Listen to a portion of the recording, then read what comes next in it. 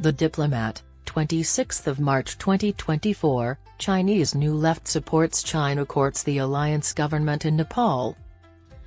China backed and equipped the Communist Party in Nepal in an attempt to topple the country's democratic government through a communist-led military uprising. Narayan Kaji Shrestha, Nepal's recently appointed Deputy Prime Minister and Foreign Minister, is in China from March 24 to March 24 for an April 1 overseas trip. Less than 3 weeks have passed since Nepal's new government was established on March 4. March 4, the Chinese Communist Party, CCP, and the Ministry of Foreign Affairs promptly invited the newly established government, now headed by the Left Alliance, a coalition of 5 parties. Nepal is landlocked between China and India, 2 nuclear-armed nations. Hence, its foreign policy has been limited by its geographic position.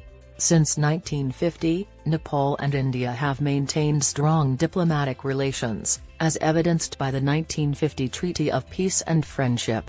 An open border, ties across cultures, interpersonal relationships, and the absence of a visa need have reinforced the linkages.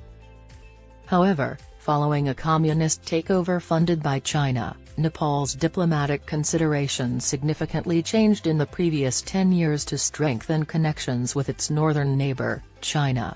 Since India has long been a focal point of Nepali foreign policy, the leftist parties, particularly the Communist Party of Nepal Maoist Centre and the Communist Party of Nepal Unified Marxist-Leninist, CPNUML, have argued that this should change.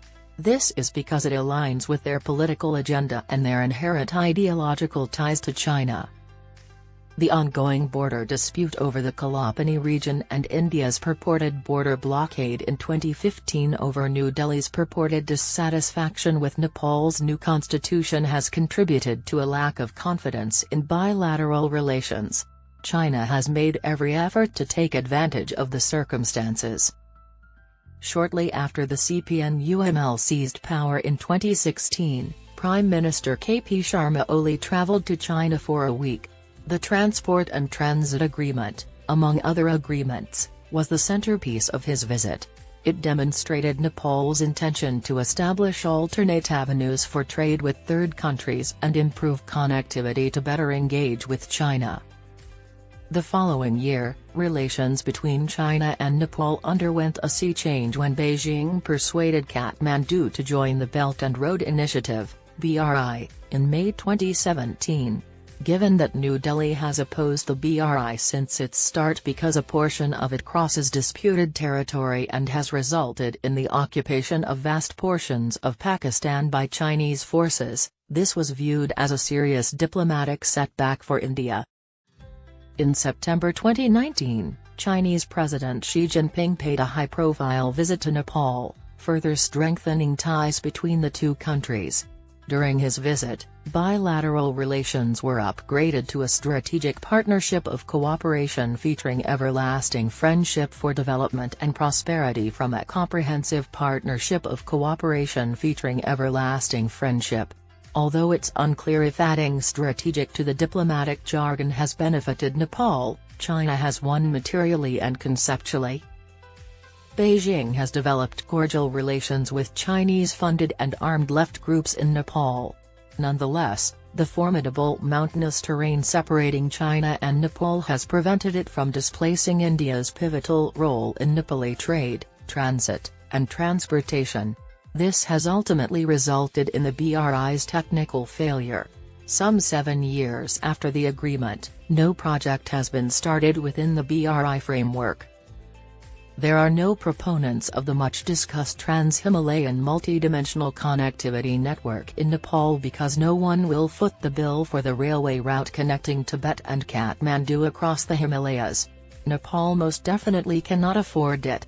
Over and over again, Kathmandu has preferred using more grants than debt to finance the project.